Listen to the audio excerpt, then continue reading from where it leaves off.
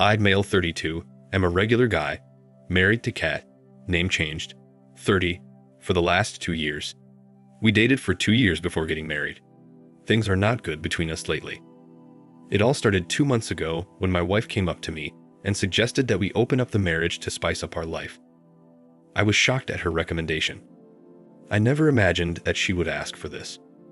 Guys, I'm not being an entitled or controlling husband, but after knowing Kat for so many years, it is hard to believe that she wants to try this out. Let's admit that open marriage is a risky game, and more often than not, it ends up hurting at least one of the partners, and in most cases, both of them. I made it very clear to her that open marriage is a complete no for me. It's not that I don't want to explore things or spice up our married life, but I want those to be within the realm of a closed marriage, with no third human being involved in it. She was disappointed because it's a rare occasion that I deny her something. I love her dearly, and more often than not, obliged to all her demands, even if it becomes a compromise for me. Although she didn't say anything after that conversation, but I could sense that she was not taking it well. I wanted to get into the roots of the situation. I wanted to understand her thought process behind the suggestion. I started questioning my ability in bed. I wanted to talk her out, but she kept herself shut. Kat is a consultant and has a hectic work schedule. She often has to work in different time zones, which takes her work-life balance for a toss. I too have a busy work schedule, but I don't have to stretch beyond our time zone, so I'm better off in that way. Due to her work schedule, I wasn't able to discuss my concerns with her. I blamed myself for snapping at her with an impulsive no. I should have asked for more context before passing on my decision. I felt awful.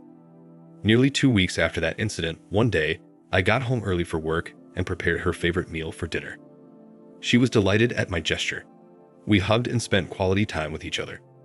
I used that opportunity to ask her about her proposal for an open marriage.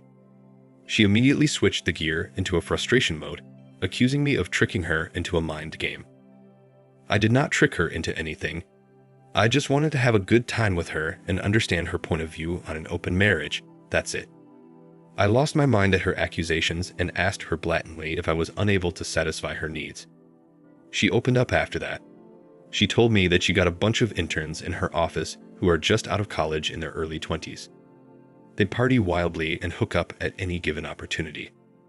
Their interesting tales of adventure have put these ideas of open marriage in her head. She admitted to having a fear of missing out when her young colleagues discussed their cool lives of wild parties and thrilling hookups. I heard her out, and I got her point of view. It is natural for any human being to get swayed by shiny objects. I told her that I'm not very comfortable opening up our marriage because I treasure our relationship and our bond is very special to me. Before I met Kat, I was also one of those freshers who lived life on the edges. I used to do the exact same thing as anyone in their 20s does, but I experienced the emotional turmoil that everyone does, hollowness. These excitements turned into emptiness after a while, and so when I met Kat, I found solace. After dating her, I never wanted to go back to my previous life. I proposed to her and got married. She was the one I wanted to have a baby and grow old with. I poured out my heart to her and reasoned out my take on open marriage. I'd also told her that despite this, if she was really that interested in opening up the marriage, then we could think about it again. She denied that instantly. She seemed to understand my concern and nodded all the while during the conversation. I thought that she resonated with my opinion, but I was wrong. She did not. Everything was normal for the next few days, but after a week or so, I again noticed a severe change in her behavior. She was behaving coldly with me. When I asked her, she shrugged off, saying that it was some work-related stress. In the last few weeks, she's acting terribly. She's throwing all kinds of tantrums on the silliest of things. She's mocking me by calling me an outdated person. I asked her what she meant by that, to which she said that I'm an adamant person to cling to my ideology and I don't follow the trend. I wonder what she meant by following the trend.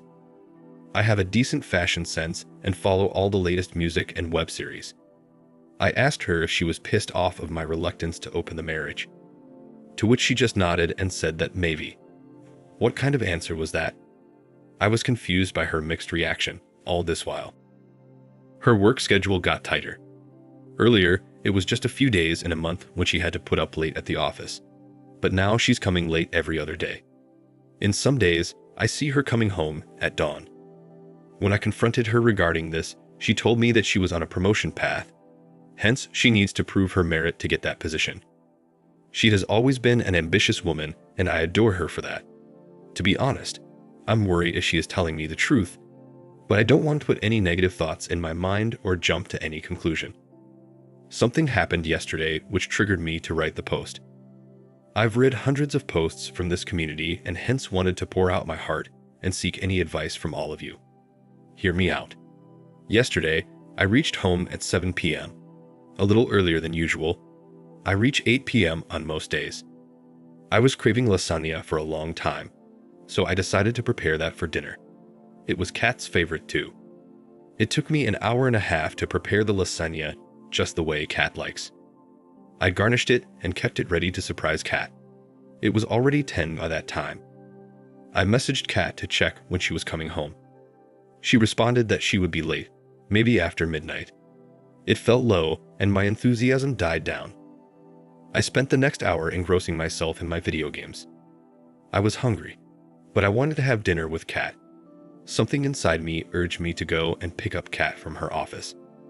I had never done this before unless we had to go somewhere after work. I thought it was the best idea to kill the time and give her a warm surprise.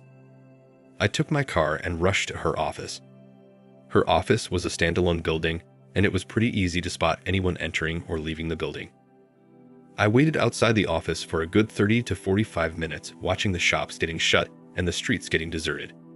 It was 12:30 a.m., but there was no sign of Kat. She was not responding to my texts, and I didn't want to bother her with my calls. For a moment, I thought that she might have left the office while I was on the way. I went upstairs to her office and inquired at the reception. The office was still hustling and bustling with the night shift employees. The receptionist told me that Kat had already left the office. I wanted to punch myself for my idea of coming down to the office. I was sure that she left the office while I was on the way. I drove back home and guess what? Kat wasn't at home either. My feet were trembling with fear. She was still offline and did not see my last message. I went into panic mode. Cheating was the last thing that came to my mind. I was concerned about her safety. It was too late to be contacting her work friends. Besides, she had joined the company 6 months ago, so I didn't have contact with her colleagues. I didn't know what to do. Tired and anxious, I dozed off on the couch. I woke up with the first light of the sun and rushed into my room impulsively. I saw Kat sleeping cozily in the bed. I rushed to her, tucked her up, and slept. When I woke up in the morning, she was already ready to leave for the office. I asked her when she came home last night.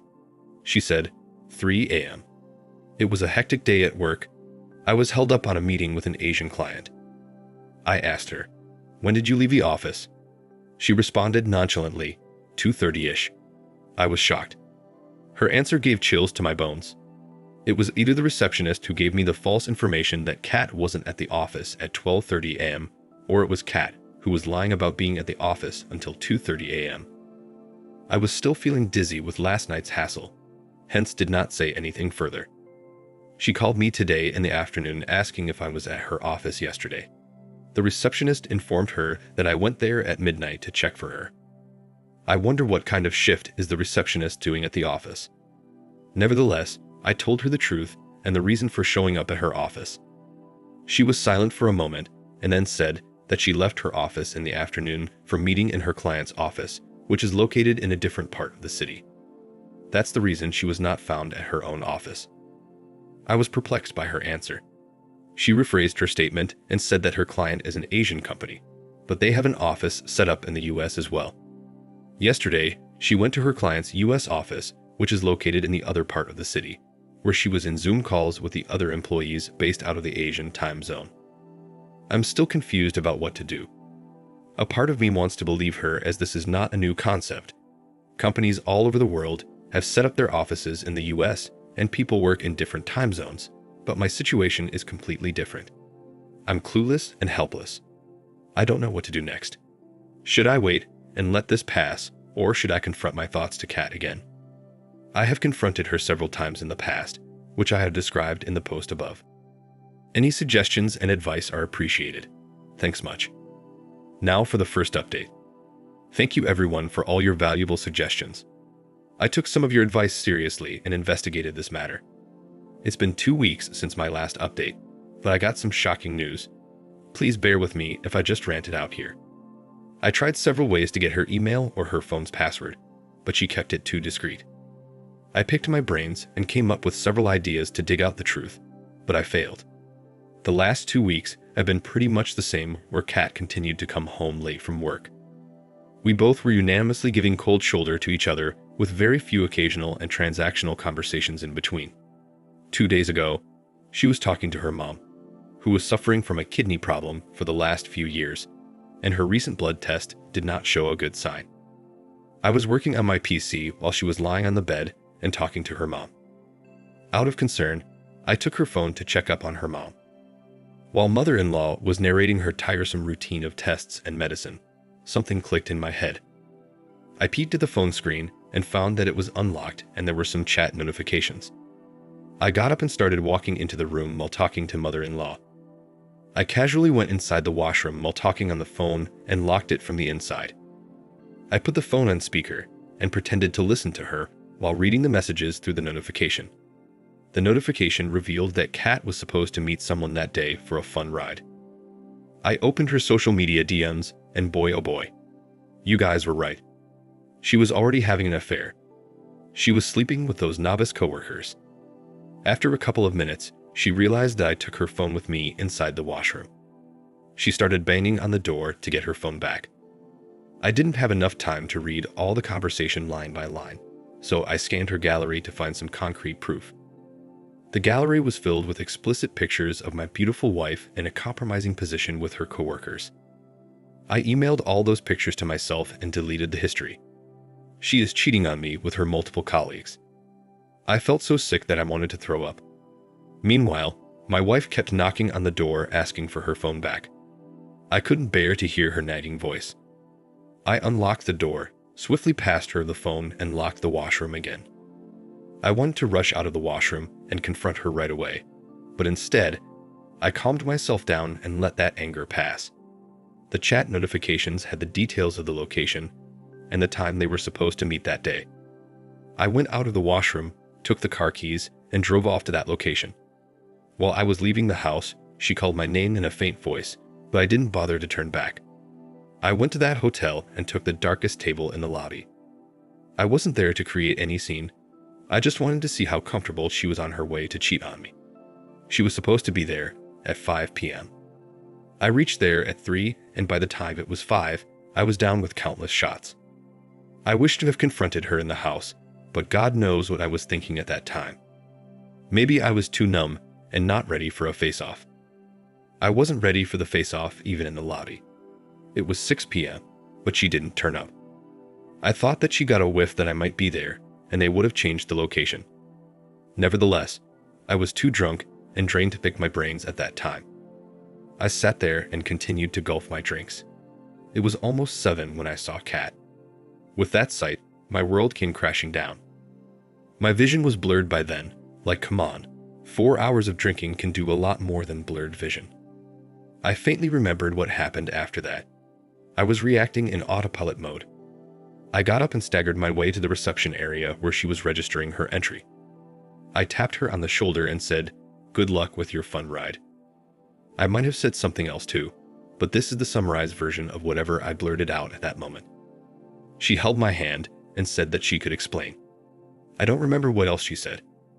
I could only recollect that I shrugged her off, freeing my arms from her claws, and stormed out of the hotel. I hailed a cab to my friend's place and passed out at his door. The next thing I remember is waking up on my friend's couch yesterday afternoon. I slept for 16 hours straight. It was Sunday afternoon. My friend, Lee, made me some lunch along with fresh lemonade. I narrated to him my entire sob story. He asked me to immediately freeze all the joint accounts, change the passwords, and get an STD test done right away. For someone who had been betrayed so badly, money and all these privacy checks were the last of the concern. I reached out to my phone, which was lying dead. I plugged in on the charger and switched it on. The moment the screen appeared, it got flooded with notifications of 100 plus missed calls, 50 plus voicemails, and countless messages of pleading. I ignored all of it. After a few minutes of switching on the phone, I started getting calls and messages from her again. I blocked her from all platforms. I felt so disgusted that I didn't even read her messages and emails completely. Today is Monday. I've called in sick for the next few days at my office. I don't know how to deal with this. I've been drinking heavily and want to run away from all of this. I don't know what to do now. My friend is Googling some of the best lawyers in the vicinity as I write this post. I'll keep you all posted. Now for the second update. It's been 2 months since the last update. Thank you for all the PMs and care on my posts. After reading the comments on my last update, I decided to take back charge of my life, and as suggested, I immediately froze all the joint accounts, changed the password of all the vulnerable data, and got STD tests done. Thank God nothing came out of the tests. Lee helped me find a lawyer, and I shared all the pictures with him that I collected from Kat's phone. I settled with Lee for a while until the divorce is settled. He was looking for a roommate, so it's a fair deal for him too. All this while, Kat has been trying to contact me, pleading with me to get back together and start fresh. She contacted Lee and begged him to help her reconcile the marriage. She told him that she loved me and all those hookups meant nothing to her. She was just exploring herself. She wanted to feel desirable. I don't know, guys, if I am missing in action on these Gen Z concepts of feeling desirable, or if this entire concept itself is a sham. I don't know. After a few days of my last update, I sent Lee to my house with the keys to pick up my stuff. I was hoping that she would be at the office, considering that it was a normal working day, but Lee found her at home. She broke down in front of Lee and asked him for help. He was smart enough to tell her that I was put up in a hotel and not at his home. He knew that she could show up at his apartment and create a scene. She informed Lee that she has left that job. She confessed that it all started when those bunch of interns started flirting with her at work. They made her feel desirable and beautiful again. They got her to taste all kinds of stuff and experience all those activities in which they were involved, including the illicit ones. She started the physical thing as a one-time experience, but later got addicted to that thrill. Those guys were interns and did not make enough money, so they preyed upon their senior, Kat, to pay their bills. Eventually, she did realize that they were sucking onto her money, but by then, she was already enjoying that life. Lee asked her why she did not confess all these to me before. She said that she spoke to me to open up the marriage as a guilty conscience, but my denial to do so pulled her back from confessing anything to me. What a crap. What was the point of asking for an open marriage after cheating on me? Kat has been resisting signing the divorce papers and has shifted the blame on me, that it was I who has motivated her to go for those one-night stands to gain some experience. What a lame excuse. Nonetheless, she could not prove her false claims. Now she's asking for her alimony for her mental distraught, which is caused due to the divorce. If there's anyone who needs to be compensated, it's me.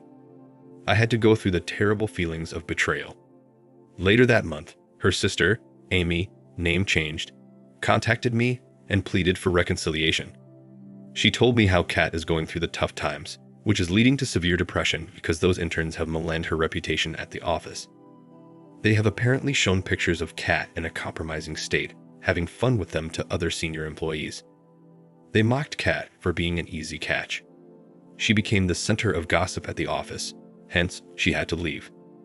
The senior employees have passed on the hot gossip to others in their network outside of the office, and now, Kat is having a difficult time getting a referral from her network. I told her that Kat was the one who ditched our stable married life for a thrilling experience. Now she has to deal with the mess which comes with it. Anyways, I'm moving on with my life. I've kept my drinking habits in check and have been concentrating on working out, eating healthy, and keeping myself busy at work. The divorce proceeding is going on.